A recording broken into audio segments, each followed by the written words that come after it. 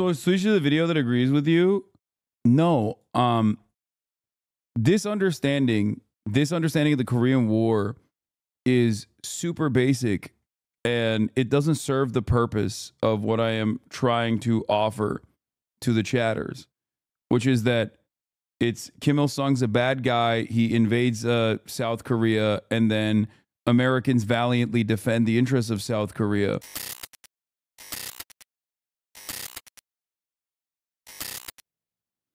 This is just about the Gwangju uprising from a channel called Korea Now. Yonhap News Agency? Former South Korean president? No, I don't want that. Okay, let's do the Mr. B video. North Korea is also called the Democratic People's Republic of Korea. That's a good one. Anyway, two East Asian countries on the Korean peninsula that are opposite in so many ways. And yet, not that long ago, relatively speaking, they were just one country, Korea. Yeah, this one's gonna be lopsided, folks. I'll start by showing you this, which many of you have probably seen before. One picture sums up so much, doesn't it? Most already know South Koreans enjoy a much higher standard of living and much more freedoms, but in this video, let's dig a bit deeper. That said, since North Korea is such a secretive country, there's a lot we don't know about. But it's difficult for North Korea to hide the fact that South Korea is doing so much better than it, based on a variety of factors. First, I hope that as a history teacher, that's what people are saying, that he understands why there are vast differences in the development of South Korea versus North Korea, and maybe even the okay, chat. This isn't your opportunity to send me whatever like you Googled and the first thing you found out from Google on YouTube. I appreciate the many chatters that are trying to help, but like you're just sending me some crazy shit. There's a chatter in here sending me like a DPRK news agency video, and it's like, calm down. First, what do they have in common? Well, both are made up of mostly Koreans, you silly goose, and residents of both speak Korean. That said, residents of both have developed different Korean dialects over the past several decades, since residents of both barely interact. In addition, since it's taught widely in school, around 45% of South Koreans also speak English. The largest city in both is also the capital, although Seoul is much larger than Pyongyang. South Korea even has a second capital, Sejong, where many of the government's most important agencies are located. There is a culture in both that values communitarianism, or the greater good over individual liberty. Both have If he doesn't talk about Neo-Confucianism, I'm out. Have similar climates and have 4 seasons, although it does get much colder in the winter in North Korea and a bit warmer in the summer in South Korea. Much of North Korea has either a temperate continental climate or warm continental climate. Much of South Korea also has a warm continental climate, but along its east coast it has an oceanic climate and a humid subtropical climate in the south. Both are affected by annual monsoons. Both are affected by occasional droughts and flooding, but overall South Korea gets more annual precipitation. Both border the East Sea, or Sea of Japan, to the east, and the Yellow Sea to the west. Both are separated by the 2.5 kilometer wide, 250 kilometer long DMZ, or Korean Demilitarized Zone, which is probably the most dangerous border in the world. Tens of thousands of troops and dozens of forts line the DMZ, and it has around 2 million mines near it. Oh, and a bunch of wild tigers, since it's basically wilderness now since so few humans dare try to cross it. Believe it or not, a handful of North Koreans have tried in recent years. One North Korean man tried and got shot at by his own troops 40 times. That all said, there is a meeting point at the DMZ where South Korean and North Korean officials can meet and negotiate stuff. It's called the Joint Security Area, and it's actually a place where tourists can visit too. It's the only place where North Korean and South Korean soldiers can stand side by side. So anyway, why the heck is the DMZ such a heavily guarded border? Well, I suppose we ought to get into some history here. Okay, a very brief history. Humans have lived on the Korean Peninsula for at least 10,000 years. Around 4,500 years ago, these humans developed kingdoms in the area. There was the Proto-Three Kingdoms period. He went back too far.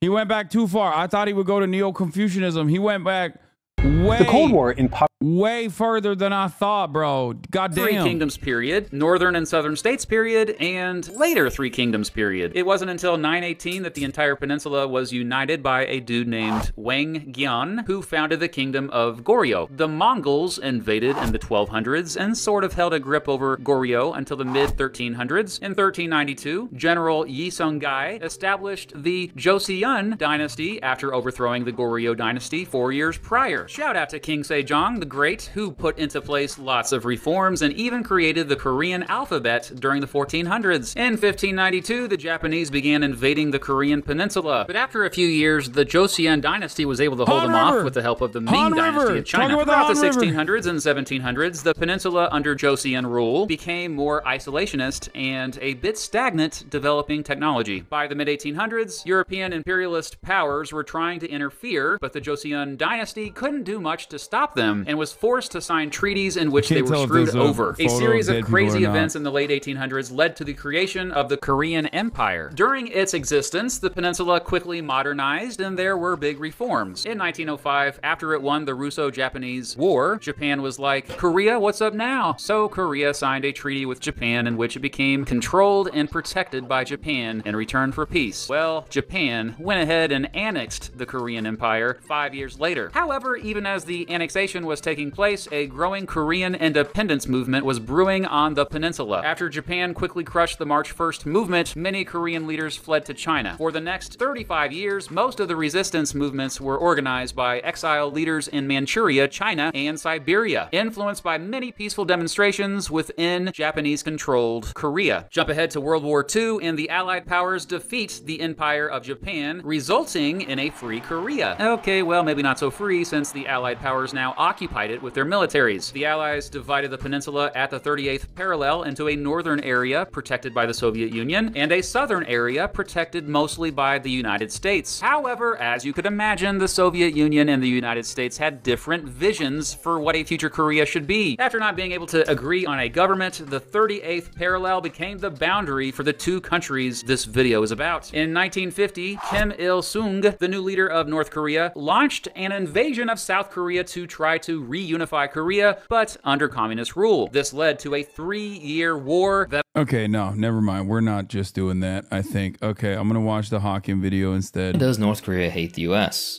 An irrational hatred for American freedoms? A crazy leader? Jealousy? Sadly, no. The answer lies in what they perceive to be decades has left deep and lasting scars on the Korean Peninsula. The arbitrary division of Korea in 1945 and the devastating US bombing campaigns that followed during the Korean War are not distant memories. The mass death at American hands shaped a collective memory and a strong spirit of resistance against foreign domination, especially the US. For North Korea, the hostility against the US and its allies is easily seen as a reasonable defensive posture, a refusal to submit to the US-dominated hegemonic world order that denies independence to nations unwilling to bend to foreign policy interests of the US. Back to the video in just a second. Let's hear from today's sponsor, Conflict of Nations. History has shown us how strategy, alliances, and bold decisions... So especially the video that agrees with you? No. This understanding of the Korean War is super basic, and it doesn't serve the purpose of what I am trying to offer to the chatters, which is that it's Kim Il-sung's a bad guy. He invades South Korea, and then Americans valiantly defend the interests of South Korea. When it's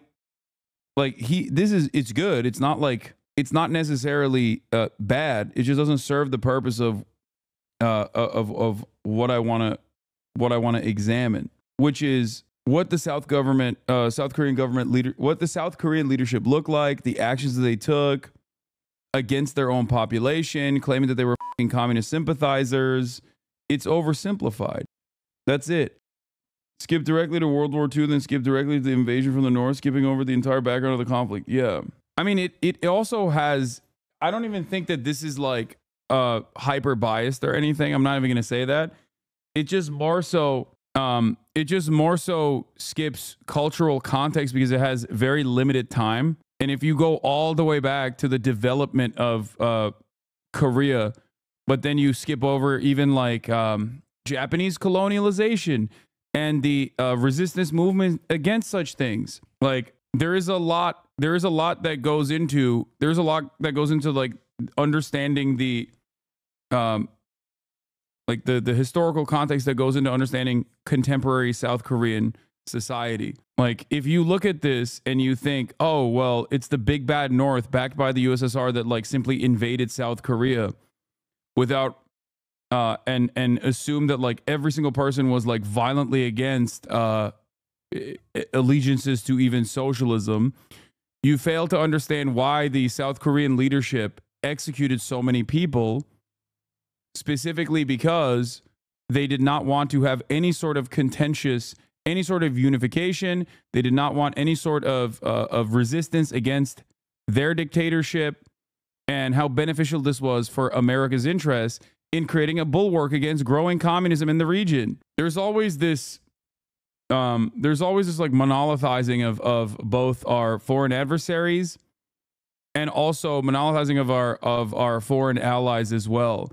The understanding that like trade unionist movements, feminist movements, like movements that were socially progressive, were regarded as pro-USSR and violently squashed in South Korea. And I think that plays a big role in how you arrive at the current Korean political system that is basically also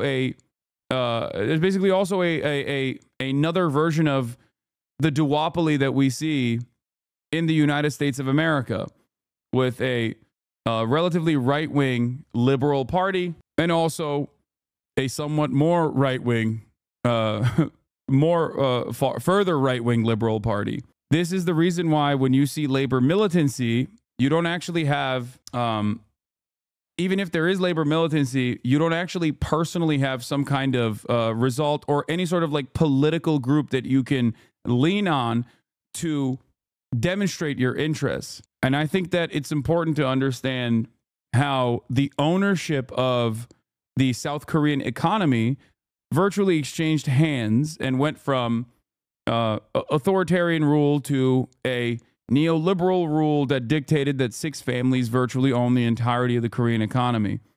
These very wealthy families. So all of that, I think, plays a role in any sort of protest movement, in the examination of any sort of protest movement and where it goes, and how it plays a very formative role in the way that South Koreans, especially young South Koreans, view the existence of South Korea as a living hell, because all of that plays a role in having a lot of these societal harms left unaddressed. Mr. Beat has openly stated how he's against American imperialist actions against popular communist movements. I want chat to know that. Yeah, I don't know what his political background is at all. I'm not making assertions about his political ideology. I'm simply stating that it is this was relatively reductive because he has 22 minutes to explain this complex subject matter, and I think it would be more interesting to just look at it from a hyper-specific perspective. Just like look at why the DPRK resents America from the lens of like the Korean War, for example. That's what it was. That's the reason why I was gonna click away from it. Not because I have any issues with Mr. Beat whatsoever. That ultimately resulted in the deaths of around 5 million people, including a larger proportional civilian death toll than World War II. The war was indeed devastating and displaced millions of Koreans. The Soviet Union and China aided North Korea, and the United States and several other United Nations countries aided South Korea. It ended basically in a stalemate with an armistice and that DMZ I was talking about earlier. Technically speaking, the Korean War never ended, and I can tell you, even though the armistice was signed 68 years ago, the war is still fresh in the minds of both North Koreans and South Koreans. For the first few decades after the war ended, both countries had authoritarian regimes. However, in South Korea, the people ultimately didn't put up with it. Until the 1980s, South Korea had much political turmoil and instability. However, since 1987, I know it's the wrong video. I went back to it. I wanna show you this. June democracy movement, South Korea has had a competitive electoral system and a fairly stable government. North Korea has had a stable government since the war, but has successfully kept the authoritarianism. Meanwhile, economically, both countries did fairly well in the decades following the war. South Korea liberalized its economy, becoming more market-based, and for 40 years saw huge economic growth. In fact, some even called it the miracle on the Han River. Both were admitted into the United Nations in 1991, but it was around that time that things went to crap for North Korea. After the Soviet Union collapsed, they lost a bunch of aid, and their economy sharply declined. And a massive embargo that continuously starved the North Korean population. A lot of people don't know that. Yeah, I mean, there's so many aspects of this that are not mentioned. Like, North Korea was an industrial powerhouse for Korea overall, and that North Korea was virtually destroyed. I believe, what is it, like 70% of all standing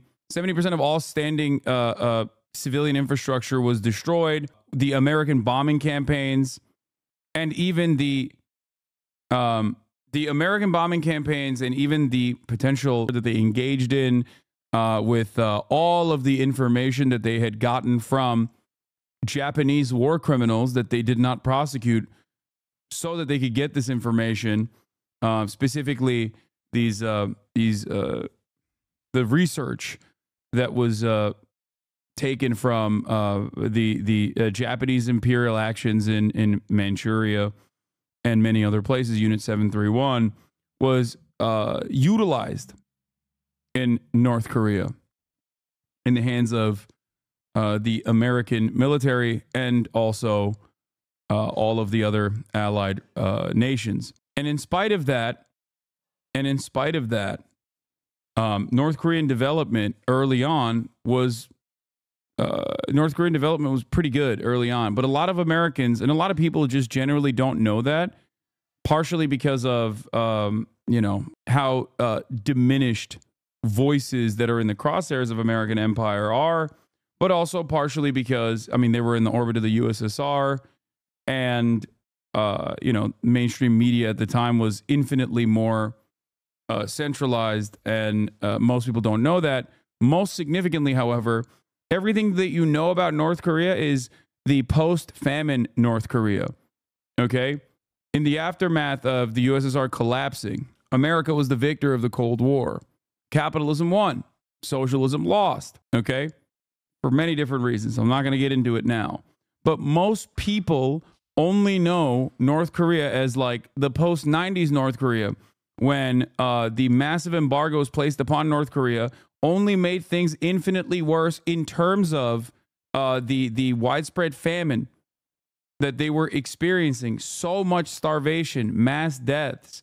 The Korean War wasn't the only blow against the Korean population. It wasn't the only action that American empire took against the Democratic People's Republic of Korea. Having said all of that, I am not a based DPRK Jusha supporter, or say that what do you call it, or say things like people are eating burger every day in North Korea or anything like that. Okay, I am not confused about having the family lineage. Like, I know what that is. That's not democracy. Okay, that is not the Democratic People's Republic. You can't. The people are not. The people are not going, oh my God, this benevolent dictator and his next of kin are so fucking good. That's why we keep voting for them over and over again. That's not how this works. Okay? Yeah, it is not a democracy. Anyway, let's continue. Just as South Korea's economy dramatically improved. In the 1990s, North Korea experienced floods and droughts. This, combined with no longer importing food from the Soviet Union, ultimately led to what became known as the North Korean famine. Some estimate up to 600,000 North Koreans died. North Korea has since somewhat recovered, but yeah, I'm hoping you realize already why these two countries are so... No, their recovery has been pretty solid over all things considered. If you're rating it on a curve, just like Cuba, you have to look at like what their starting position is and what they have arrived at this point. Having said that, there's still a tremendous amount of political repression as well. For the record, I'm not I'm not discounting that at all. Like, I would never do that. And then the same that goes for even like you know, Chinese civil liberties. When we talk about China, many people say, Hasan, you're refusing to recognize I mean, many of the countries that find themselves outside of the sphere of American influence engage in certain levels of social and political repression. Part of that is defensive posture that even the likes of America has exhibited time and time again in times of war. America has also done that when it's not directly in hot war, but during the Cold War. Part of that is the reason why so many people have the wrong opinion or are completely oblivious to the nature of Marxism, Marxist-Leninism, socialism, or any kind of anti-capitalist sentiment. It's the Red Scare. It's McCarthyist trials. It's blackballing and sometimes even imprisoning socialists and communists alike. Okay, that is social and political repression utilized by the American state.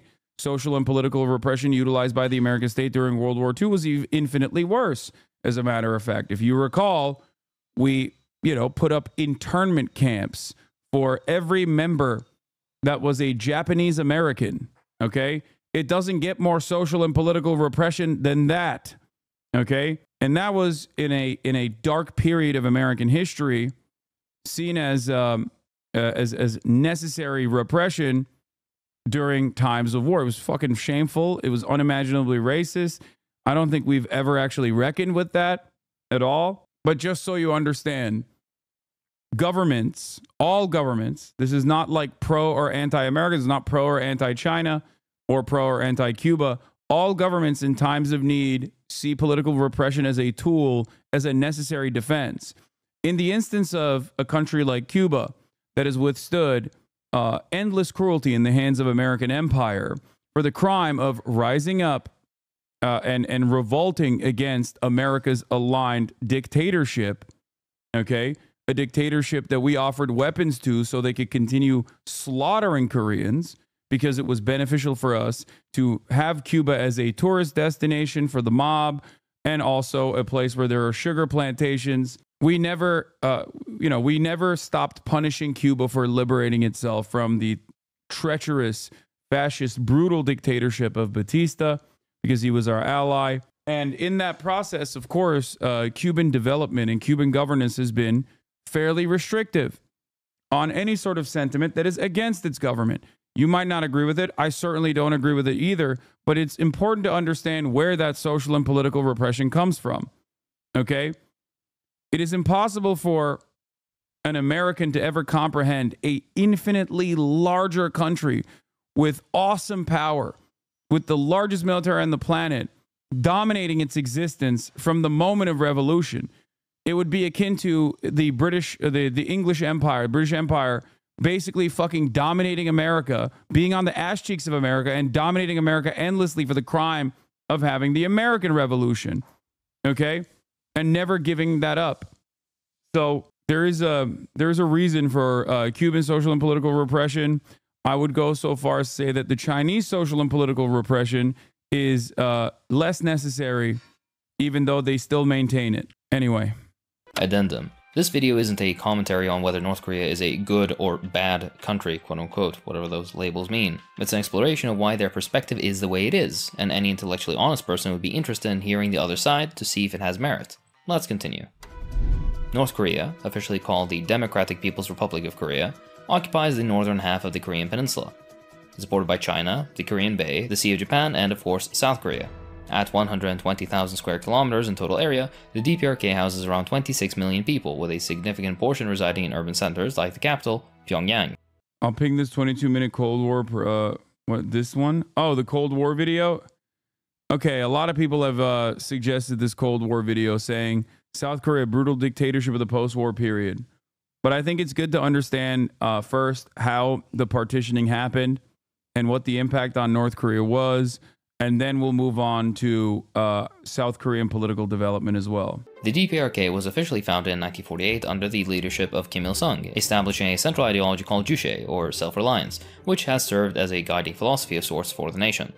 North Korea's anti-imperial stance is deeply rooted in its early 20th century history, when it was just known as Korea.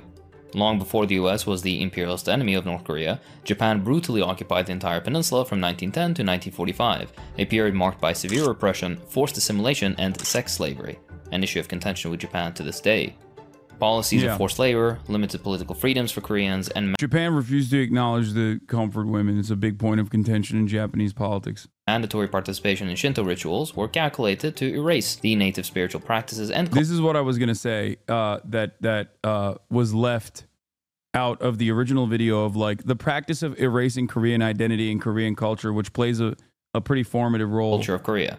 Yet Koreans resisted, reclaiming traditional practices, and ultimately refused to bow down to Japanese imperial demands. After World War II, Korea was arbitrarily divided by the US after realizing that a free and open democratic election would result in an overwhelming Communist Party victory, much like in Germany following World War II.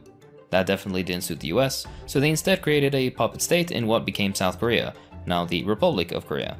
And while doing this under the guise of defending democracy and freedom, they would install a brutal dictator named Syngman Rhee, an anti-communist exile who barely spent any time in Korea.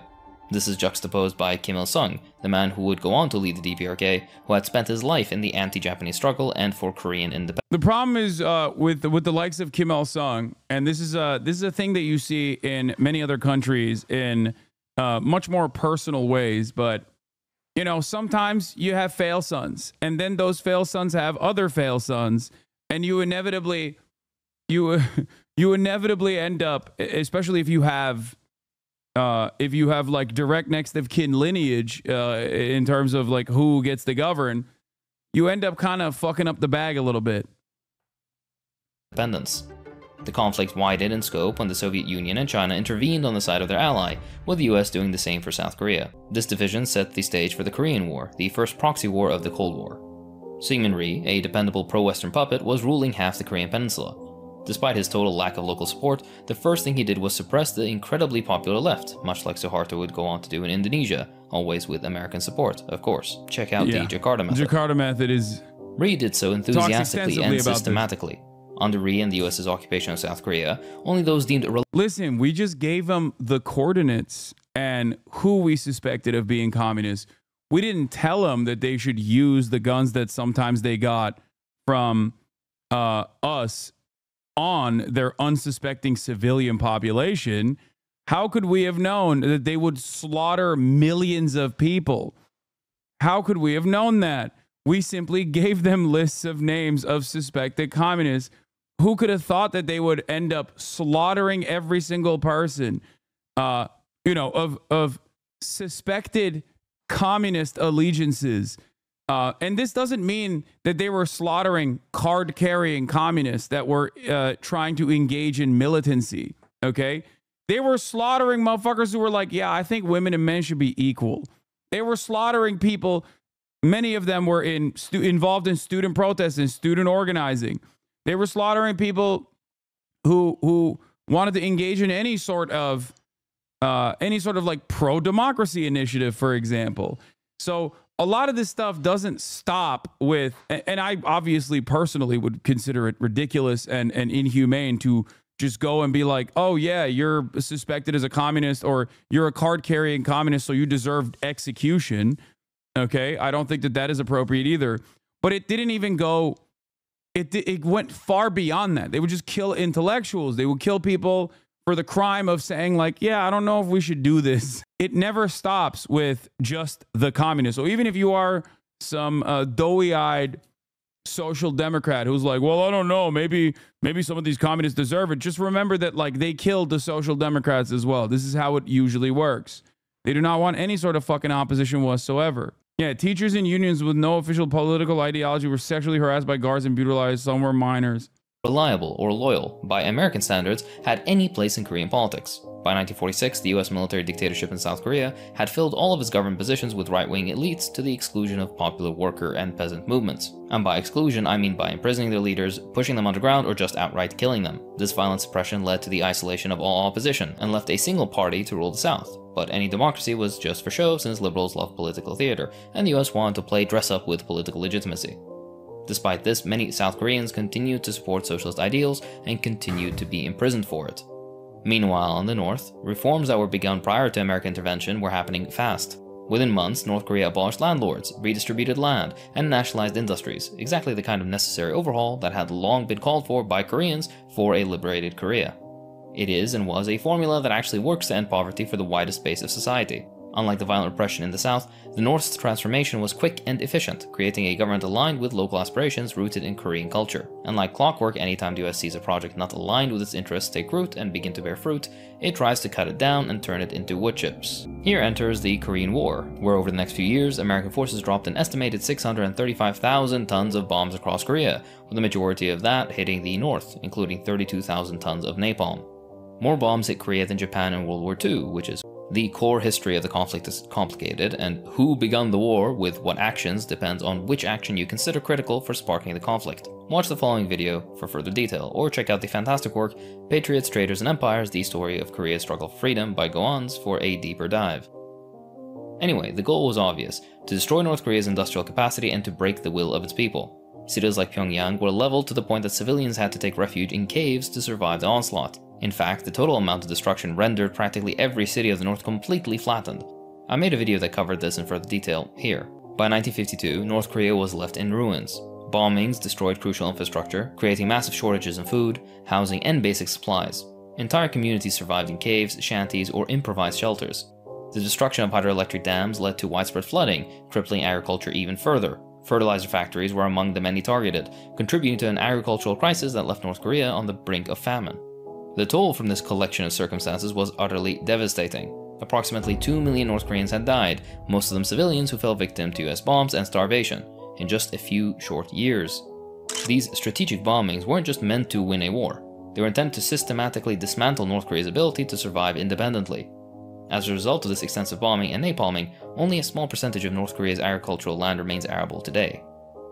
The 1953 armistice only ended active military combat, but it left the peninsula in limbo. South Korea refused to sign the armistice, but had other agreements with the US that They wanted to nuke Korea as well, for the record, in the process. halted their active military operations. This was also considered formative for the Dahia Doctrine as well. I think Hakim in his video, it might have been Hakim or someone else that we watched that talked about how like prior American military doctrine led the Israeli military in applying the Dahia Doctrine into the way that they wage war, where it's like, it doesn't matter if it's a small group of people, it doesn't matter if there's any sort of like militant uprising. The goal there is to punish the entire population by universalizing the pain. This is the way that America wages war. This is the way that Israel wages war as well, where the goal is to basically destroy all matter of civilian life in an effort to ensure that there is never any sort of like uprising ever again.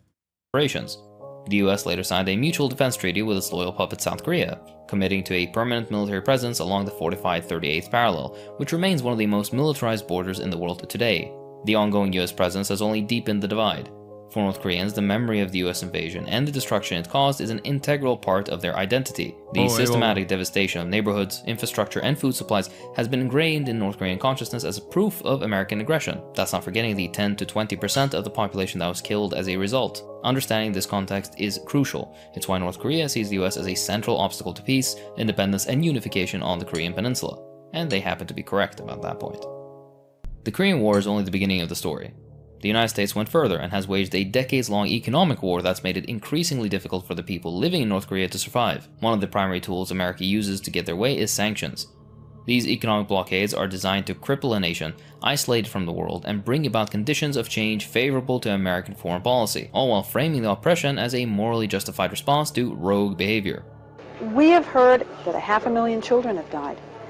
I mean, that's more children than died in Hiroshima. And you know, is the price worth it?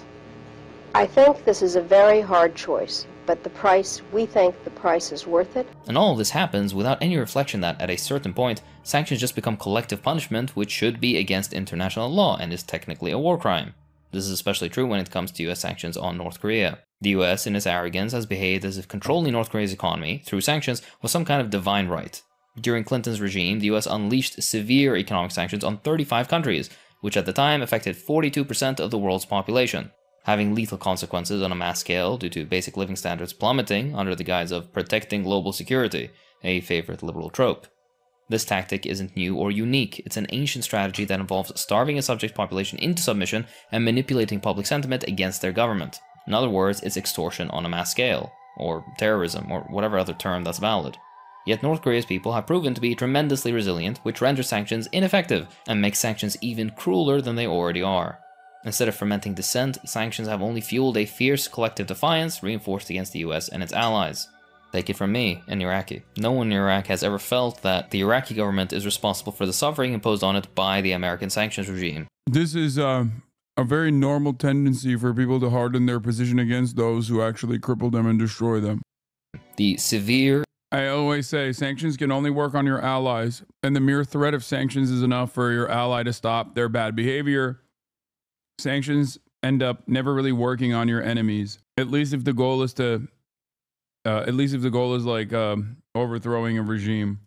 And deep and enduring anti-Americanism in Iraq is a direct result of American policies in the region and particularly in my country. It's no different in Syria, in Libya, in Afghanistan, or in the DPRK. One of the most destructive aspects of US sanctions for North Korea is the carefully calculated restriction of essential medical and humanitarian supplies.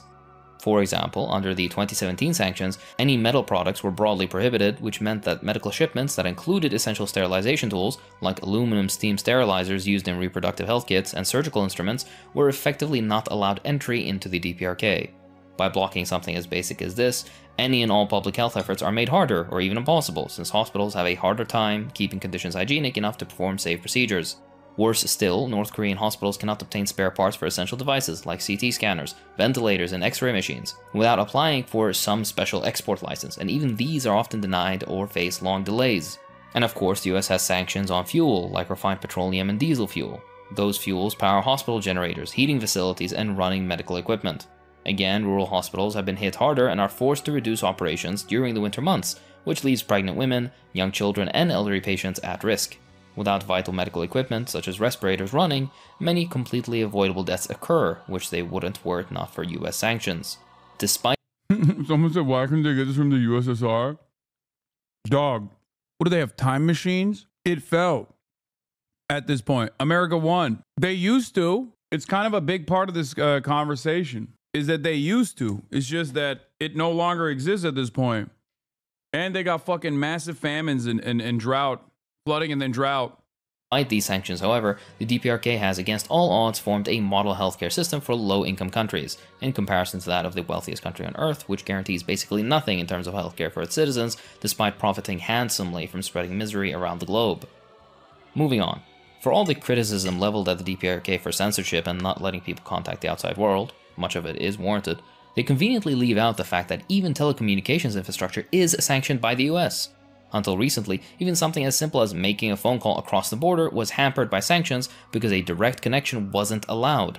In this case, a South Korean company operating in the Kaesong industrial complex had to reroute calls through China at an exorbitant rate of $3.60 per minute due to US restrictions. I don't think most Americans would pay $3.60 per minute for a phone call, let alone citizens of impoverished third world countries. You don't need to take my word for it. The United Nations says economic sanctions exacerbate poverty, disproportionately impact vulnerable populations, and generate unethical business practices that exploit scarcity. Unfortunately, North Korea is no exception. NGOs and humanitarian agencies that help in providing basic necessities to North Koreans state that they are restricted from operating efficiently, often due to long searches and other delays because of US sanctions. These sanctions go against the 1949 Geneva Conventions, which condemns punishments of civilians for the actions of its government. And yet that's exactly what the sanctions do, as we've seen. Food and medical supplies are held up, delayed, or outright blocked. In one absurd case, it took an NGO over a year to deliver just 16 boxes of beans to North Korea. This blatant disregard for humanitarian concerns proves the US is more interested in the systematic punishment of an entire people for the so-called crime of having the wrong government or for being born in the wrong country. Take your pick. A UNICEF report in 2018 estimated that 200,000 North Korean children suffered from acute malnutrition, with 60,000 at risk of starvation because of the delays in humanitarian aid. To remind you, agricultural tools and inputs are also sanctioned by the US, adding on top of the bulk of the arable land being ruined by American bombing runs in the 1950s. This is the definition of shooting someone in the leg and then blaming them when they can't walk. The fact that this suffering is largely ignored by... There's also a limited amount of arable land in every country to begin with, okay? Like, that's the reason why you do trade. And if you're completely blocked out of all semblance of trade from the rest of the planet because of the largest imperial force on the fucking planet, then yeah, you're cooked. What are you supposed to do? Eat the fucking rocks? It's very fucked up. By the international community, never called out for being the crime that it is, only strengthens the DPRK's case and perspective against the US, as they witness firsthand the human cost of these cruel and pointless sanctions. If anyone truly cared about human rights in the DPRK, they'd immediately call for the lifting of economic sanctions. Sanctions on North Korea don't just target the government, I think that's clear. They seep into every layer of society and erode the living standards of ordinary citizens. In fact, that is the status. For example, the textile industry is one of North Korea's main sources of employment and has been hit very hard by sanctions.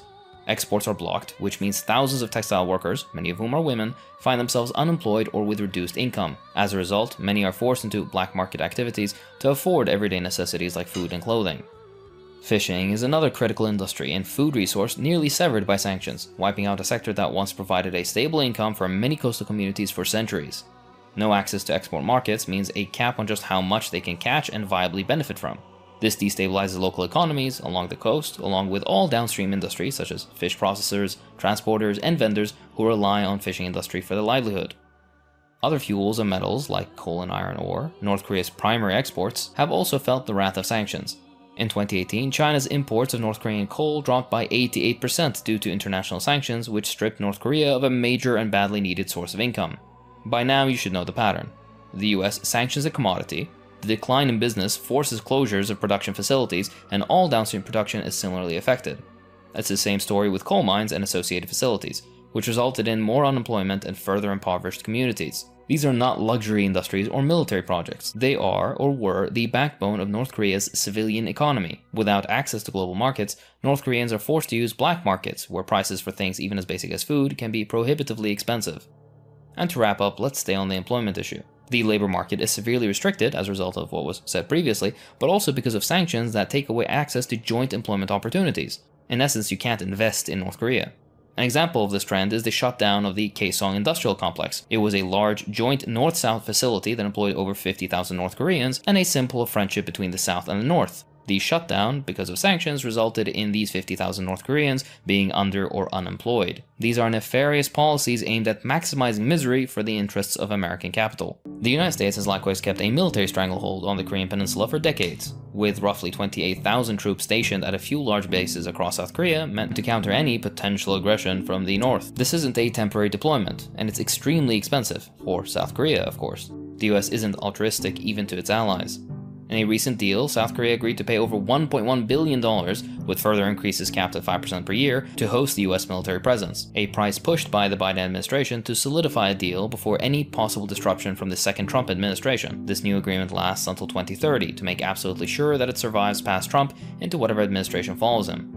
For North Korea, these forces are there as a threat, obviously. It's the most technically sophisticated military on Earth and its local ally, stationed across the border against your sanctioned and small country. It can be nothing else. Anyway, each year, the US and South Korea carry out joint military so-called exercises, training in everything from missile defense to simulated invasion drills. One of the most extensive, Ulchi Freedom Shield, involved a combination of computer-simulated and live-fire exercises, with some 19,000 South Korean soldiers participating in drills against North Korean attack scenarios, essentially joint US-South Korean invasion exercises. This isn't really a war game, it's a display of power backed up by the increased presence of US long-range nuclear-armed bombers, submarines, and strike groups in the region. Who is the aggressor here, again? North Korea has responded predictably, positioning their nuclear program as an essential deterrent against American aggression. If Iraq had done the same, then we would still be an independent country, and without the excess of 1 million deaths caused by the illegal American invasion. Despite official US claims that regime change HasanAbi doctrine, get the nukes. Isn't the objective, statements and strategies of several US regimes suggest otherwise. North Korea watched other states like Libya dismantle their defenses only to face regime change at the hands of the US. If the DPRK were to disarm, it would likely face a similar fate, being exposed to an aggressive enemy that has historically favored extreme and unrelenting force over diplomacy. So, we should really view North Korea's nuclear deterrent more as a survival strategy against an American military presence than the unhinged world-ending musings of a psychopath.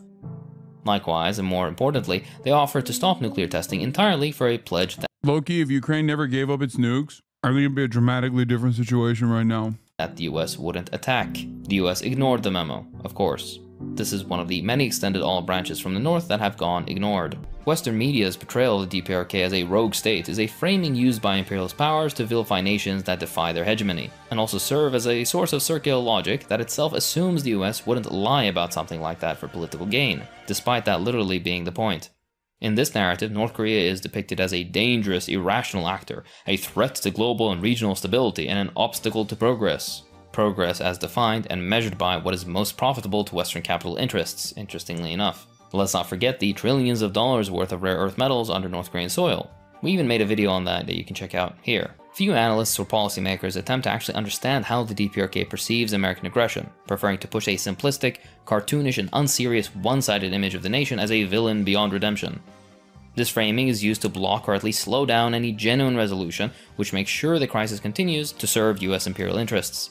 However, if we strip away the nonsense, North Korea is being punished because it refuses to submit to globalized exploitation by Western powers, which makes it the ultimate enemy. The DPRK is described as reclusive, backward, and isolated, but no mention is made of the sanctions which hold that end as their explicit purpose. Yet the nation persists, defying expectations of collapse, relying on defense and small concessions extracted from an international community too cowardly to defy the US. Even when the US outwardly recognizes the need for negotiation, as in the Perry Report, its approach and action still treat North Korea as inherently irrational and dangerous. This ideological project is not limited to the DPRK. Cuba, another country falsely labeled as a rogue state, and I've covered in this series here, has been resisting similar imperialist domination. Cuba is also painted as an unrepentant regime led by an irrational and dangerous group. I would say Cuba and Korea have been presented in the same vein, but I think Cuba's a little bit better. I don't know. Like, Cuba has historically been able to withstand and develop in far better ways. Partially because they didn't have fucking, I guess, the mass famine. Yeah, better climate plays a role. Better agricultural outputs play a big role. They didn't get bombed into oblivion. But I'm saying, but this is post-90s, chat. Because North Korea was able to recover. North Korea was able to recover after the Korean War with the help of the USSR. That's why I'm saying, like, it's a little bit different from 90s onward. Whose system must change to serve Western capital, of course. This rhetoric suggests these nations are so desperate to maintain power that they endanger their own populations and global stability, framing their survival as both an anomaly and a threat, as simultaneously weak and strong, like how fascists like to depict all their enemies. Instead of engaging with their histories, imperialist discourse reduces North Korea and Cuba to caricatures, presenting their leaders as the sole architects of their nation's problems and suffering. Be completely honest with yourself. Have you ever heard any talk about sanctions, or how they impact the average North Korean before this video, particularly in the Western press? I would bet on no. However, propaganda against the DPRK extends to more than just this. The US and its allies have also and continue to conduct direct campaigns, from propaganda leaflet bombs in the Korean War to balloons filled with anti-regime messages and US dollars sent from South Korea. Attempts at undermining the country are ceaseless. That's aside from all the silliest claims that you see shared all over, with no sources as always. For an overview of that, check out my earlier video here. For further details on defectors and why their stories so frequently fall apart, check out another video here. I think one of the funniest parts about this is that, like, there is an entire marketplace for defection, obviously, because people are fascinated by the hermit nation. But having said that, even all of the other people that have made a name for themselves in the defector orbit, some of which who literally are like, yo, this shit sucks, and then they sometimes want to go back because they don't have job opportunities in South Korea due to the same exact job market that, like, South Koreans have to withstand, but also because they additionally get profiled because they're North Korean and then sometimes leave and go back to North Korea. All of that fucking industry in unison, virtually every single person in the defector industry turned around and said, Yeonmi Park is out of her fucking mind. Like, virtually every single person was like, yo, Yeonmi Park, that lady is crazy. What the fuck are you guys talking about? What a time. What a fucking amazing time that was. One of my most vindicated long-standing criticisms